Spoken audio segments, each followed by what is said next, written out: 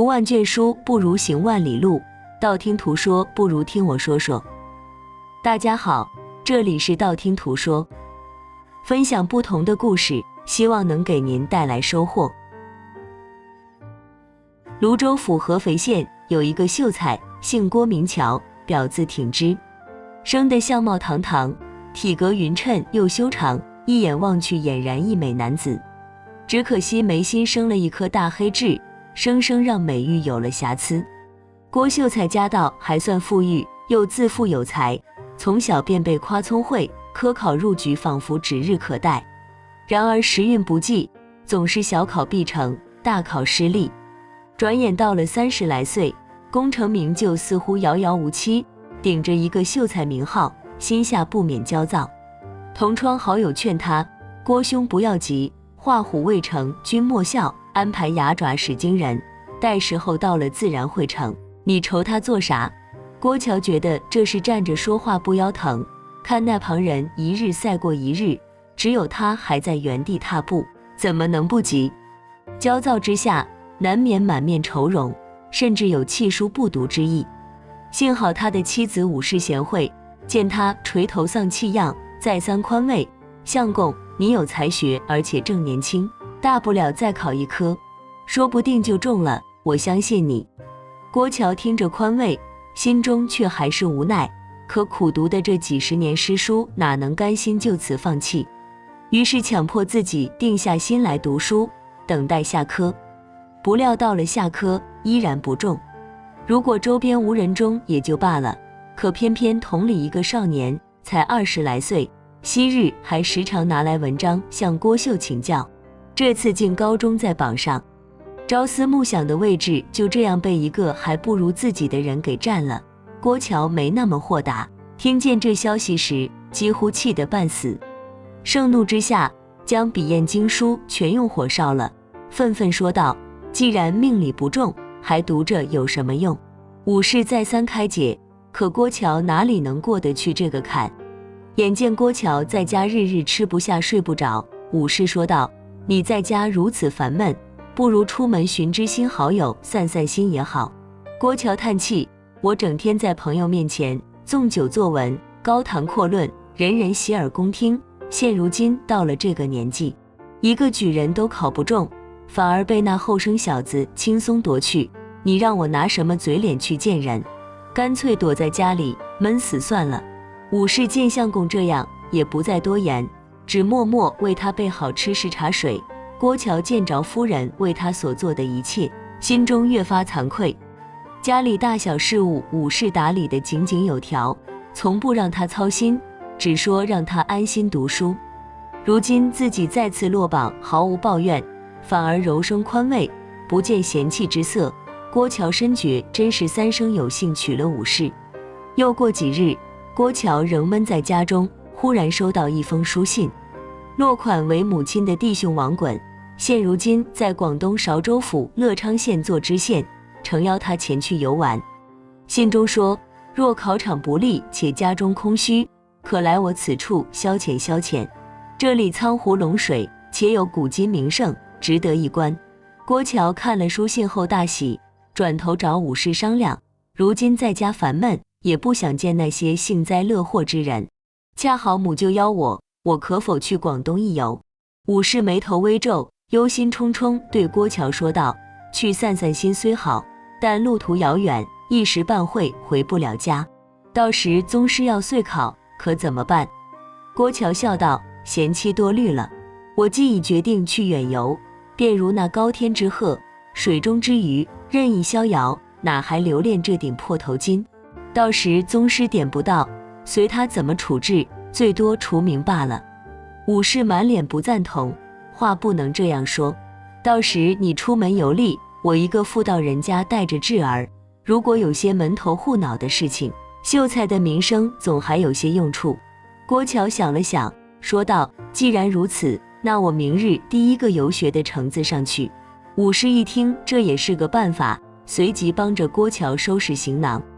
郭乔则在旁思索游历时需要注意的事情，他想着母舅让他前去游玩乃是一片好意，但是听说其做官清廉，想来没有多少家产，等到了广东，自己总不能日日待在衙中，必定会出门游玩，到时费用怎么办？于是对武士说道：我到了广东，难免要四处游玩，花费会比较大。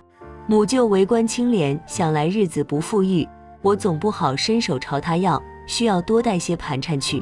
武士将包裹系好，随后说道：既然要带盘缠去，干脆让郭福买300-500斤货物跟你去，能倒卖赚些银钱手头也方便些。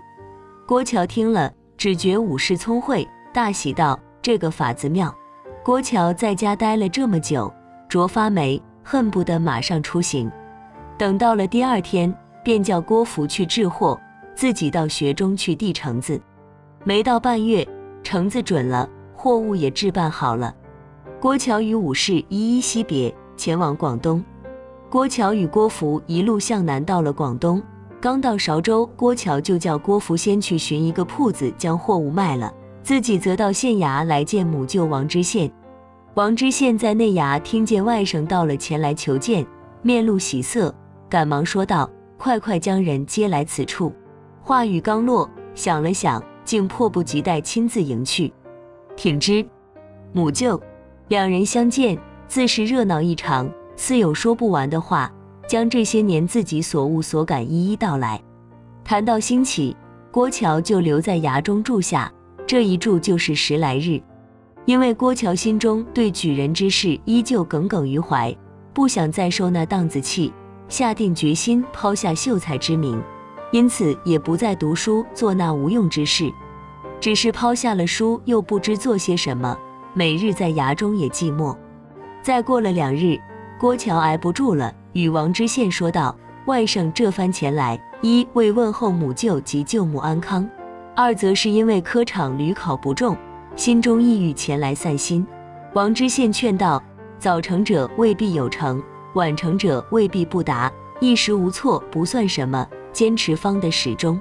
当然来了我这处，不要只想着那失意之事，这番大好风光不要辜负了，外出走走，别有一番滋味。郭乔施了一礼：外甥正有此意，今日就是来禀知母舅，我想四处去游玩一番，这2日侍奉不了母舅，还请见谅。王知县爽朗一笑：要你侍奉做什么？邀你前来便是以玩乐为主，只是你第一次来这，人生地不熟，怕是不方便。这样我差一个差役跟着你，我也好放心些。郭乔连连摆手，知道母舅心疼我，怕我遇到麻烦，只是差人跟随，太过招摇，母舅清廉，万一因此事坏了清誉，那外甥万死难辞其咎。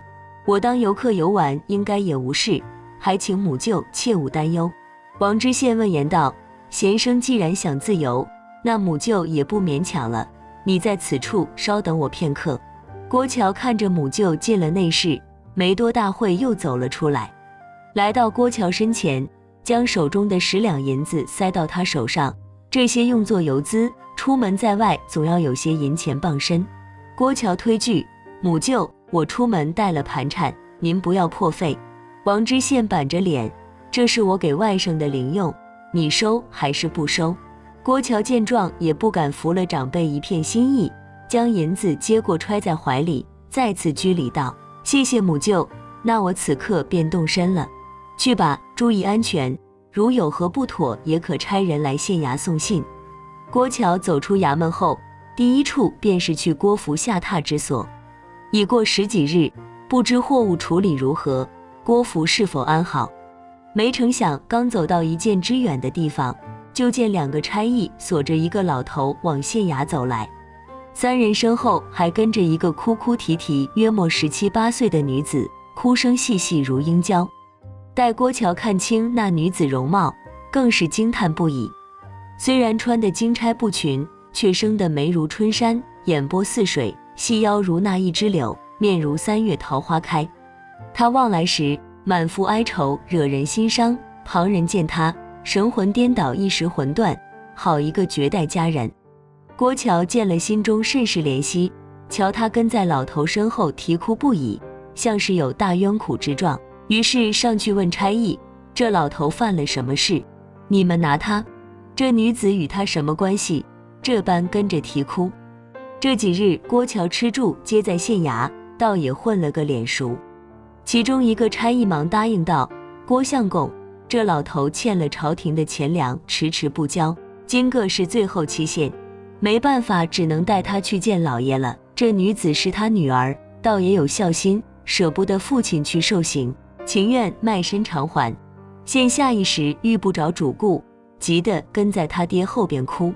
郭乔见这父女两人浑身上下也没一件值钱物件，想来实在拿不出银两，看那女子一双含泪的眸子瞧来，罢了，遇见即是有缘，能帮便帮吧。于是郭乔问答话的那名差役，他欠多少银子的钱粮？差役答道：前天老爷在堂上核算过，总共16两银。郭乔自小家中还算富裕，16两银对他而言不算什么，于是说道：这些钱也不多，我代他给了吧。郭乔掏出袖里刚刚母舅给的10两递给老头，这10两你先交了，还有6两你随我去店里，我拿给你。老头接过银子，当下跪着磕了几个响头，嘴里说道：多谢相公救命，老朽无以为报，只盼相公早生贵子，科举一路高中，世代荣美。那女子也跟在老头后面直磕头。郭乔连忙扯起父女二人：不是什么大事，不必如此，不必如此。差役见郭乔伸手搭救这对父女，与郭乔说：郭相公既然愿意积功德搭救他们，这会老爷出堂还早，不如先去郭相公住处，将那6两取了一同交了吧，直接乐了这件公案。郭乔说：如此更好，你们随我来。随即郭乔转身向郭府所住客店走去，差役与那父女两人紧随而上。到了客店，郭乔见着郭福，忙吩咐他：快取10两纹银给我。郭福见郭乔身后跟着差役，还有个哭啼啼小娘子与老头，还以为主家犯了什么罪，忙不迭地掏出银子递给郭乔。郭乔接过银子，直接递给老头道：这是10两银子，其中6两你补上银两，剩下4两带回去养养身子吧。老头感动得热泪盈眶，当即拉着女儿跪下千恩万谢，不知怎么报答贵人。郭福乔明白了，主家这是英雄救美呢，瞧那小娘子长得像朵花似的。郭乔见这对父女头都磕得一片红肿，还不停下，忙将人扯起：你们这样反而让我心生不安，举手之劳不必如此。老人哽咽：这对我们而言是救命之恩，如果今天没有遇见恩公，我们怕是……差役在边上瞧了半天，见交差时间到了，忍不住开口道：现在银子够了，我们先将差事办完，之后你再回来慢慢谢郭相公便是。是啊，这事要紧，你们先去办了吧。郭乔劝道。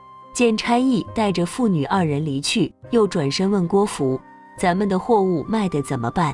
郭福喜道：托主人福，我们带来的货物行情正好，没几日就卖完了。郭福眉飞色舞，算起了账，咱们500两本钱，除去日常开销，净赚700两，还放出去些利钱，这趟出门算是值了。郭乔听后也面露欢喜之色，想了想说道：我刚来此地，前几日一直留在母舅那，还没到处游玩，你守着这些银子待在这也不太安全，不如留下些盘缠给我，其余的钱你买些货回去，卖了再买货来接我也不迟，刚好回去给主母报个信。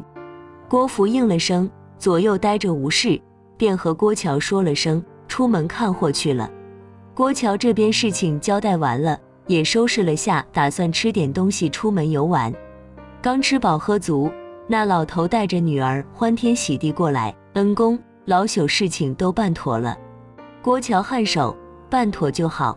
老头带着女儿鞠了一躬，介绍道：小老儿姓米，名字叫米天禄，与妻子范氏只得这一闺女唤清姐。生产之前，他娘做了一个梦，梦里一个神人告诉他，生的是一个女儿，而且命贵，当嫁贵人，当生贵子，不得轻配下人。所以今年18岁了，我们也没舍得在乡野给他找人家。本来家里有1-20亩田地度日，谁料连年天灾荒旱，以至于现在连钱粮也交不上。米老儿连连叹气，官府追得急，我想着将女儿嫁人，免得受我拖累。谁知别人一听我家欠着钱粮，没一人敢娶。青姐孝心，见我被捉了去，情愿卖身救我，还好今日遇见恩公，慷慨救济，救了我们父女俩。说完，他看向青姐，青姐露出羞涩，微微点头。米老儿回首对郭乔说：“思量再三，实在无以为报。小女虽出生乡野，却也长得尚能入眼。眼下恩人独自一人客居在此，身旁无人照顾，小女愿早晚服侍在旁，希望恩人收下我们一片诚心。”郭乔听后正色道：“老丈此言差矣，我帮你们只不过一时不忍，不是什么天大恩情。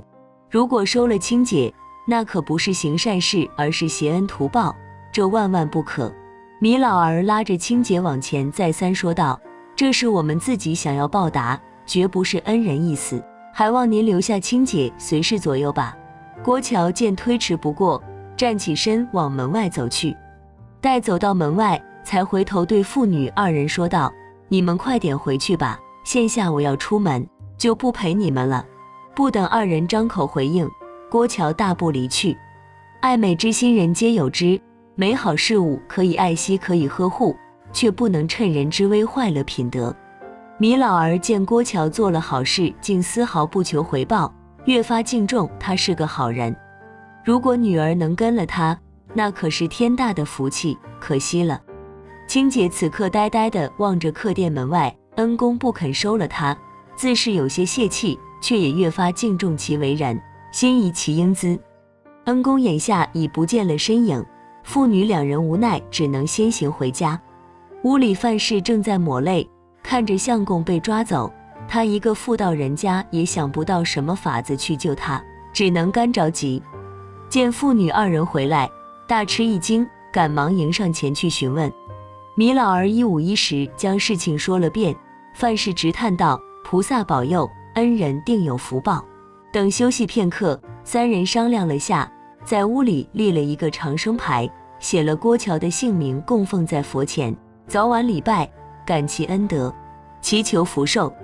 乡下有个李家，之前与青姐相看过，垂涎青姐美貌，却又担心没交完钱粮赖上他家，不敢迎娶。如今见没了后顾之忧，又上门想来结亲。米天禄夫妻经过这遭也想通了，梦里预言虚无缥缈，他是过日子有个依靠才是真，因此点头首肯。可没想到青姐自个不乐意，她对爹娘说道：“父亲之前因钱粮之事将我许给李家，可他家再三推辞，父亲被抓走，我也做出卖身之举，幸亏遇见恩公相救，我们收了他20两，就当我卖给他了吧。不管他接不接受，我现在就是郭家的人，怎么可以嫁给别人？如果嫁给别人，那此前我们对恩公说的岂不是虚情假意了？”见爹娘沉思，青姐又言道：“虽然我们出生乡野，却也知道一言九鼎，守节守义。反正郭恩人若不要我，我情愿跟着你们终生不嫁；如若逼我，我出家做尼姑去。”米老儿听完，扭头对范氏说道：“没想到我们还不如青姐之理。”随后又对青姐说：“是爹娘错了，你说的在理。爹这就回了李家，我闺女不嫁。”虽如此，米老儿心里还是想着，等过几日再去找郭恩人说说，不然依女儿这性子，怕是真会守一辈子。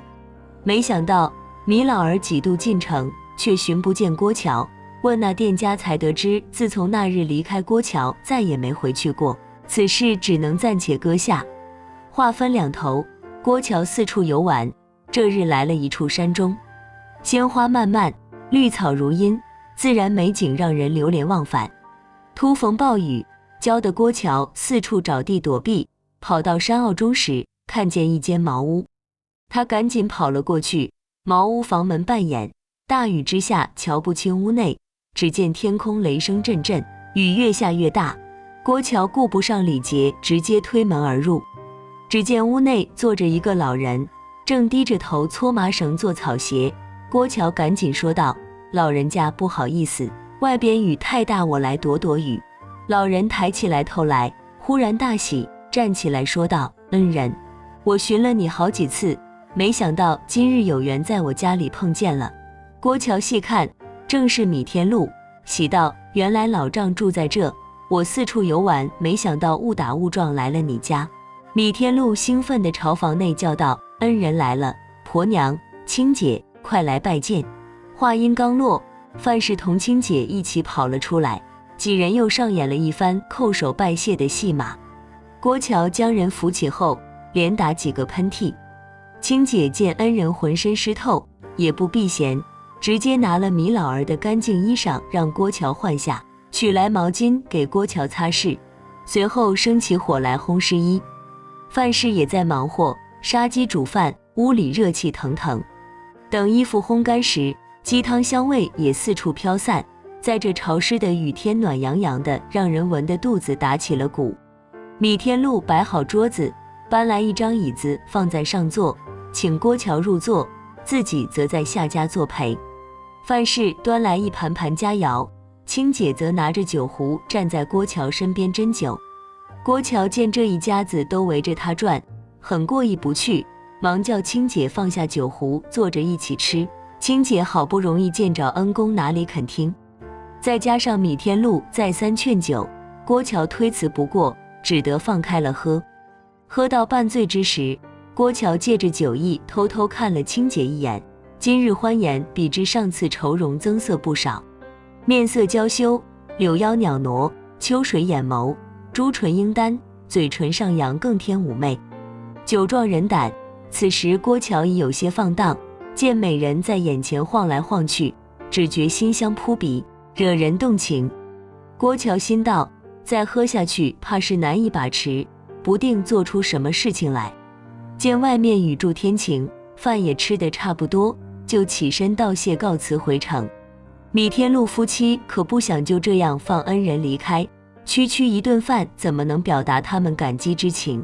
米老儿拉着郭乔衣袖说道：恩人能来我家，可谓是老天赏眼，来都来了，起码住个10天半月才能走，现在刚来你就走，我可不放人。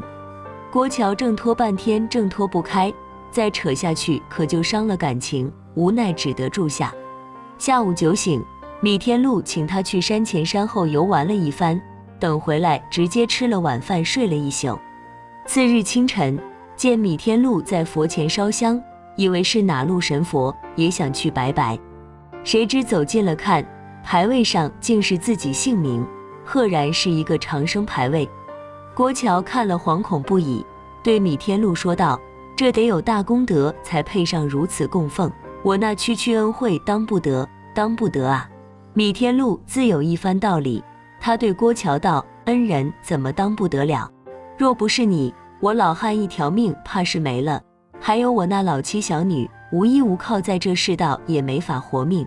如果没有恩人，我们哪还能一家团圆安乐度日？是恩人给了我们再次活命的机会啊！郭乔听了，不胜感叹道：老丈重情重义，对我而言不过是随手相帮，却被你如此纪念。米天禄神情恳切，唯有感恩并积恨，万年千载不生尘，让人钻心切骨。不但老汉时时惦念，就连小女也是感恩戴德。自那日他卖身救父，被恩人施救后，便下定决心当卖与恩人一般。虽然未能入恩人的眼，却也已当成恩人的人。昨天有人来一亲，青姐坚决不从，已退了回去。郭乔听后大吃一惊，青姐正值妙龄，怎么手起我来了？老汉切莫乱说，这话我不信。我老汉从来不说谎，恩人若是不信，等我将青姐叫来，恩人自己问下便知。米老儿大声喊道：青姐过来，恩人问你话捏。青姐听见父亲叫，赶忙走到面前，却见父亲没说话，恩人开口道：之前救你们父女，我是出自真心，不求回报。姑娘卖身救父，那是出于孝道，与我赠言不相干。青姑娘不用将两件事混为一谈，不然为了这等小事，岂不是误了姑娘终身？恩公这是嫌弃我吗？青姐渲然欲泣，虽然这两件事不相干，可人各有志，恩人虽然赠送银钱不是为了买妾，可我既然有身可卖，怎能叫父亲白白受恩人恩惠？恩人自愿救济我父亲，贱妾自愿卖身于恩人，这都属自己想法。恩人不收，我自己守着便是，绝不会勉强恩人，不会辱了恩人声誉。郭乔听了青姐一番言论，感动不已。没想到青姑娘不仅人漂亮，品格更是出众。实不相瞒，第一次见到青姑娘，我已动心，只是那时帮了你们，怕说出来以为我挟恩图报，再来我们年纪悬殊，怕耽误了你的好姻缘，所以那日你们来客店，我才匆匆避开，再带下去怕难以自持。没想到青姑娘对在下一片痴情，两情相悦岂非人生之快事？但是有一件事，我必须先同青姑娘讲明白，家中已有正妻，如果你垂爱，只能居于侧室。青姐见郭乔松了口，破涕而笑，我是卖身的婢女，能服侍恩人已是天大的恩惠，哪敢要小妾之位？郭乔听了，越发觉得青姐懂事，喜道：青姑娘既然有此美意，我怎会轻呆？等我回了住所，再请媒人来下聘。青姐却觉得给郭乔添了麻烦，连忙说：我已经卖身给恩人，所以这几日相见也没避讳，没有必要再请媒人来下聘，属实浪费，这并非我卖身之原意。郭乔见着眼前的青姐，虽柔弱却也坚韧，让人怜惜不已。各行各志，这可是你说的，我做什么不要管我。这话说完，郭乔就急急告辞回了城。回去路上，心中欢喜雀跃，难免失了稳重。不过怎能不喜？青姐那样年轻貌美，毫无所求，心里眼里都是她，这对一个男人来说无疑是巨大诱惑。郭乔回去取了32两银子，想了想，又去了县衙，找到母舅，将事情说了一遍，想让母舅全了他的礼数。王知县见他神色欢喜，一人在这处又没人陪伴，于是答应了。32两银子分作2处，16两做聘金，16两做代理。王知县又给外甥添了一对金花、2匹彩缎、大鹅、酒水果盒之类，还请了6名古乐，又喊来一个差役和2名皂隶，一起送了过去。临走前，王知县吩咐他们到米老儿家如此说：王知县为媒，替郭相公娶米天禄女儿为侧室。差人领命后，带着厚厚彩礼去往米天禄家，怕米家人不知道，万一有事外出，那可不凑巧。于是派了2人先去报信。没想到这2人正好是当日催粮的差役。米老儿一见，吓了一跳，急忙问道：我钱粮都交完了，2位差爷来这什么？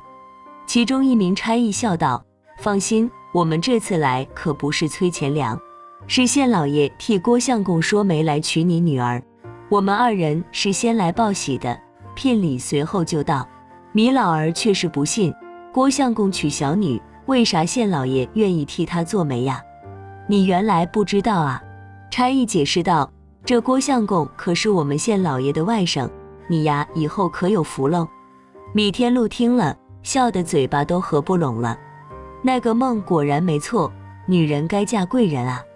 忙喊着范氏打殿下，一切办妥后，等着后面大队伍前来。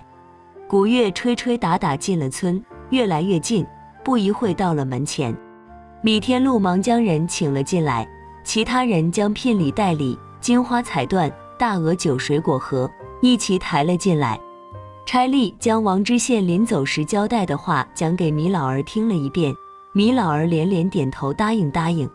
古月进村的热闹劲早就惊动了一村的男男女女，纷纷露出羡慕之色。没想到米家女儿前几天没人要，如今倒嫁了一个这么好的男人。范氏听着这些话，笑开了花，苦尽甘来啊！没想到那一日以为家破人亡，没成想柳暗花明，女儿也嫁得一个好去处。范氏忙不过来，忙请乡亲们帮忙杀鸡宰鹅，收拾酒饭，款待众人，好不热闹。等半天过去，院中才渐渐安静下来。青姐这一日都像是飘在云端，见郭乔如此郑重迎娶她，心里越发对她死心塌地。原本郭乔打算租房做新屋，娶了青姐过去。米天禄怕他们不方便，又和郭乔商量，要不挑个吉日直接住在米家好了。郭乔想了想，点头答应。此处也不会久留，这样安排最是妥当。于是在一个良辰美景，郭乔与青姐成亲，两人如鱼似水，如胶似漆。郭乔不以卖身的事怠慢青姐，凡事有商有量，贴心不已。青姐成亲后，比女儿家多了一分媚态，对郭乔更是顺从，郭乔越发喜爱。两人每日腻在一块，郭乔连门都不想出，更别提去游玩了。中途也生出回家的心思，却因为有了牵绊，一日日留了下来。直到有一日，郭福又带些许多货物前来，找到郭乔报了5事平安。郭乔细细算下，在广东乐不思蜀已住了1年半。王知县这边见郭乔成亲后，很少再去县衙，于是派人来接他。见面就开着玩笑劝诫道：“我接你来广东游玩的初衷是慰解你的抑郁，没成想到让你在这忘了家乡，还另成了家。今天接你来是想告诉你，这快2年了，明年又要科考，还是早点回去拿起书本奋斗一番吧。如果放任下去，贪新欢误了一辈子的大事，那岂不是我这做母舅的罪过了？”郭乔应道：“母舅大人说的是，等这波货物卖完，我就起身回去。”然而回去后依旧我行我素，没有收拾行囊。没成想过了几日，王知县经推荐保举后调任京城，于是逼着郭乔一同回去。郭乔这下没法再推迟，只得与青姐商量。青姐体贴说道：“相公原来家乡有家产，有祖母，有功名，本就该回去。我虽有幸嫁与相公，却不得那些事重要，妾不敢仗着相公怜惜恳求你留下，耽误了大事。只是有一件事需要告诉相公，求相公记下，万不可忘了。”郭乔听了这番话，有些生气：“我们成亲那么久，一直恩爱有加，你怎么让我舍得分开？你有什么事让我留意？”青姐轻轻摸着肚子，柔声说：“蒙相公怜爱，肚里已有了我们的骨肉。如果是个男孩，可以舍弃我，却不能舍弃我们的孩子，所以让相公留意。”郭乔惨然道：“夫妻怎么能说一个弃字？我郭乔就算再无情，也做不到这个地步。现在回去，绝不是要放弃你，实在是母舅逼迫。等我回去后，定会想办法再回来，绝不负你。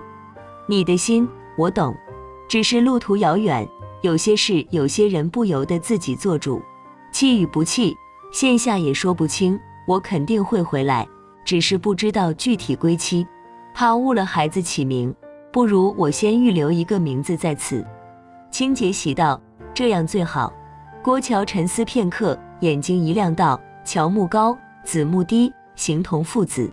世人都称父子为乔子，我既名乔，你若生子，就叫做郭子。”青姐听着这个名很喜欢，孩子的名字就这样定下了。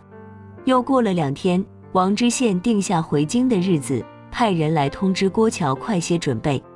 郭乔被催得无可奈何，吩咐郭福拿出200斤交给米天禄，置办些产业给青姐和未来的孩子使用。依依惜别中，郭乔随母舅而去。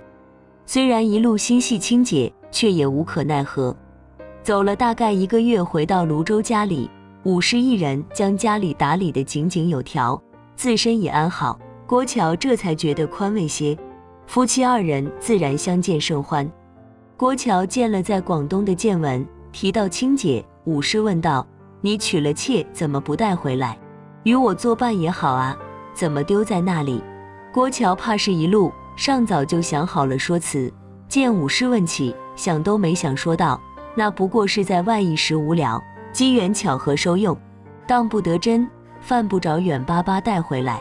那妾已有身孕，怀的可是郭家子嗣，就算在祠堂也是能列上名的，怎么当不得真？”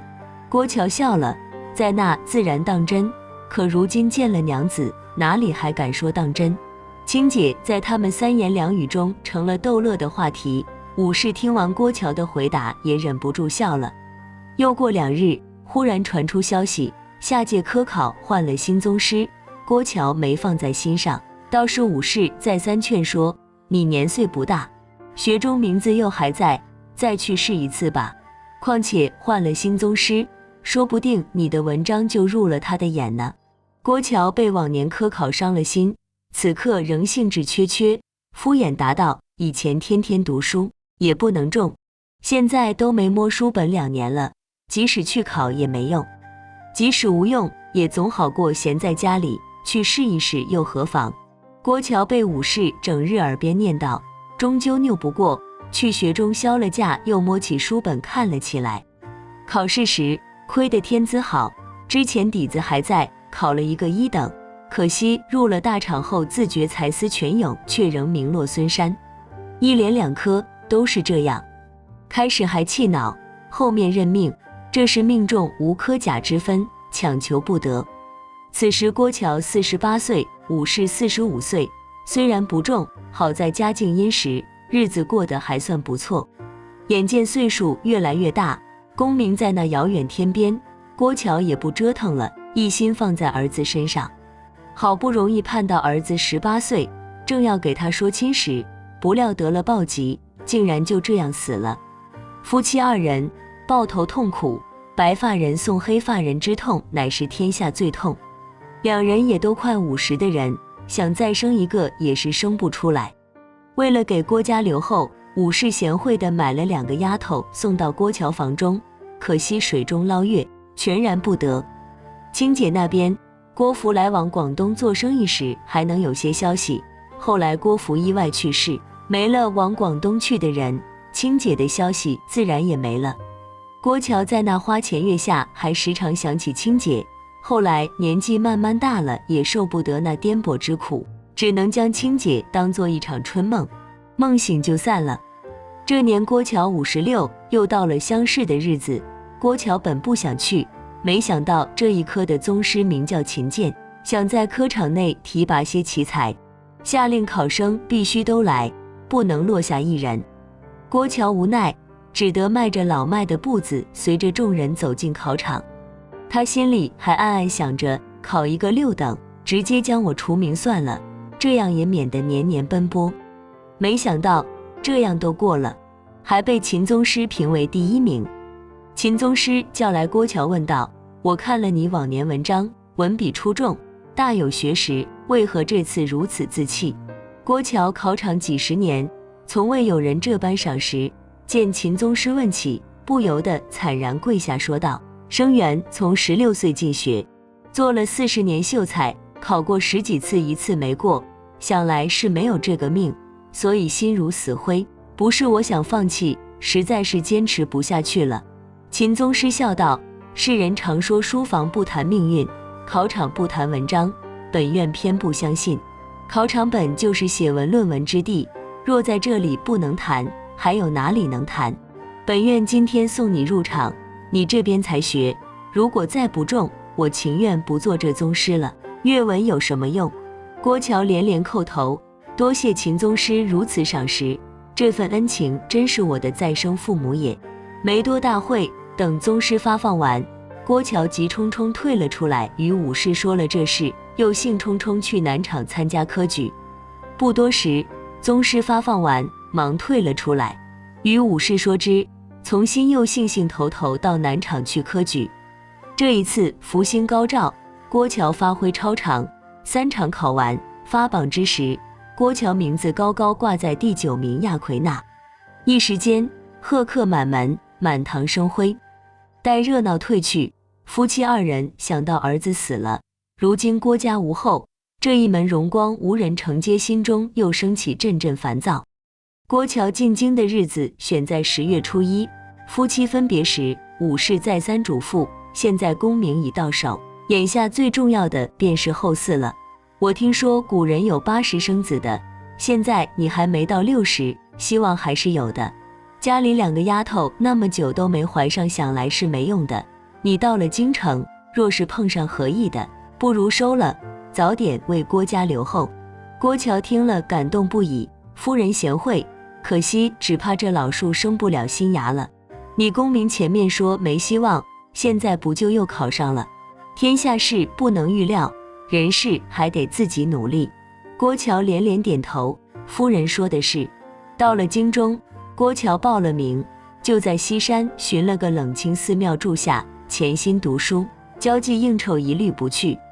次年2月，3场试考完，到放榜之时，真是应了那句时来运转完铁也会生光。郭乔高中33名进士，读书的梦想算是完成了，可惜儿子死了，空欢喜一场。郭乔坐在房中翻看报房客的会试录，自己是排在33名，34名是郭子。郭子，那不是他为亲姐孩子起的名字吗？郭乔细细看去，郭子竟然是韶州府东昌县副学生。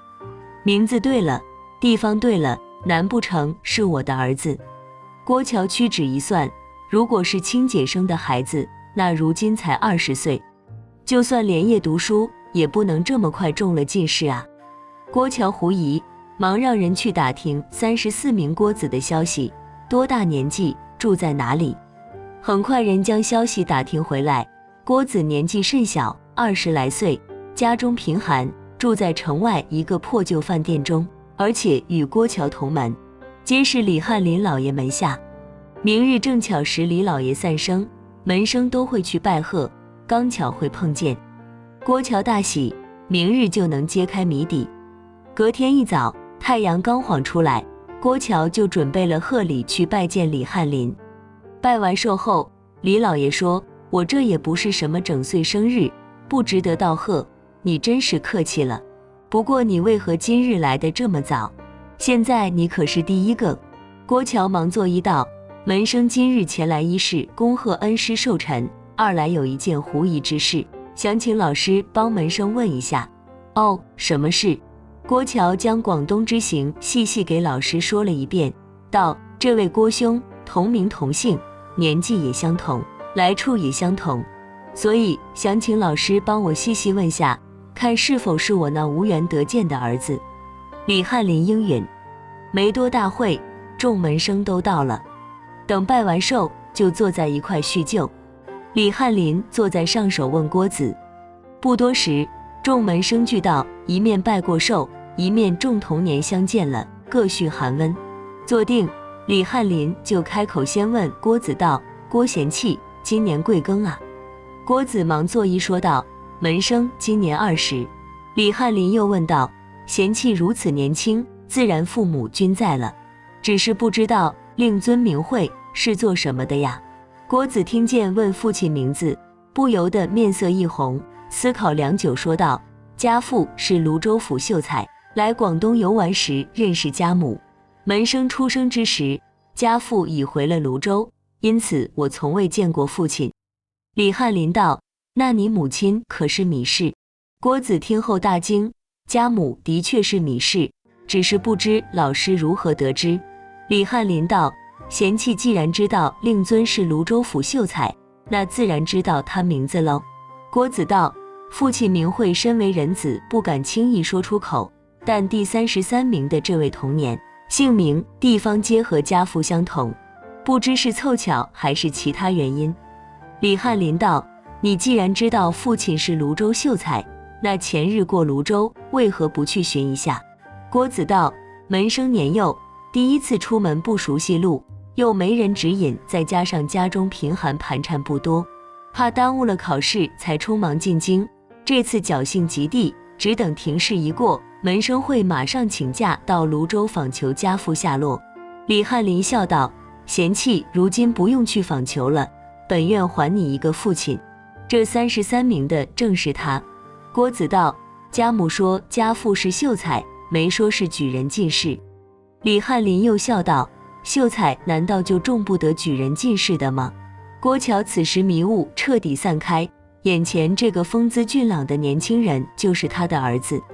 他满心狂喜，走上前说道，恩师说的没错，我的确是你的父亲。你外祖父叫做米天禄，外祖母是范氏，你母亲生辰是3月15日，生你养你的地方叫做仲玉村。如果这你都不信，看眉心的这一点黑痣，与我眉心这一点黑痣是不是一样？郭子忙抬头一看，见郭乔眉心一点黑痣，果然一模一样。郭子马上扯着郭乔跪拜在地，儿子世上20年，尚不知父亲是谁，真是不孝啊！郭乔连忙扶起他来，道：是为父的错，幸而老天保佑，你母亲将你教育成才，才消掉我一些罪孽，有你是我的福气啊。接着又同郭子拜谢李翰林，道：父子同出一门，叩谢师恩，今日的恩师指点相认，更是感恩在心。我们父子2人哪怕甘为犬马，也难以抵这1/10恩情。李翰林道：父子相会同科，相认在金榜之下，真是古今没发生过的事，大奇大奇，可贺可贺！众同年齐声称庆道：恭喜恭喜啊！李翰林留饭，师生尽兴，只引得众人皆醉，才散了这酒席。郭子随郭乔来到他住所，郭乔细细问他离开这些年发生何事，郭子一一说道：外祖父母5、6年前相继身亡，为了身后事，田地已卖去许多，余下田地又无人耕种，租出去也没多少钱，孩儿读书的费用都是母亲日夜纺织赚来的。郭乔听了泪流满面，我郭乔真是一个罪人啊！离别时我许过诺言定会回去，结果20年杳无音讯，我在家过得舒服，却让你们陷入绝地，让你母亲受苦，我真是有罪。等庭试过了，我马上回去接你母亲来同住，余生皆让她享福不尽。郭子连声应下。到了庭试，郭乔指店在2甲选了部属，郭子导电了探花，直授编修，父子一时荣耀。在京住不多时，因记挂着要接米氏，郭乔就告假祭祖，郭子就告假行母，命下了，父子遂一同还乡。作诗同年，皆以为荣，俱来见颂，享极一时之盛。好了，今天的故事就到这里了。看完这个故事后，不知道您有什么感想？欢迎在下方留言，不要忘了点赞和订阅，希望能给您带来收获。感谢您的观看，我们下期节目再见。